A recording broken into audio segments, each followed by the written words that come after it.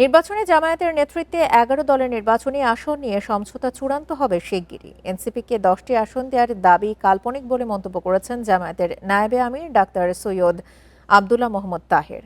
সকালে রাজধানীর বসুন্ধরা আবাসিক এলাকায় ইউরোপিয়ান এক্সটার্নাল অ্যাকশন সার্ভিস ইইএএস এর এশিয়া ও প্রশান্ত মহাসাগরীয় বিভাগের পরিচালকের সাথে জামায়াত আমিরের বৈঠক শেষে এই মন্তব্য করেন তিনি। বলেন, পাতানো নির্বাচন হলে দেশ গভীর সংকটে পড়বে। প্রশাসন একটি দলের দিকে ঝুঁকে গেছে অভিযোগ করে তিনি দাবি করেন, সুষ্ঠু ভোট নিয়ে উদ্বিগ্ন দেশবাসী। বিজলি কেবলসের স্কিন কোটেড ইনসুলেশন আগুন প্রতিরোধী। বিজলি কেবলস, নিরাপদ আজীবন। বিগত দিনে দেশে যত রাজনৈতিক সংকট তৈরি হয়েছে তার প্রধান কারণ সুষ্ঠু ও নিরপেক্ষ নির্বাচনের অভাব বলেও মন্তব্য করেন ডাক্তার তাহের।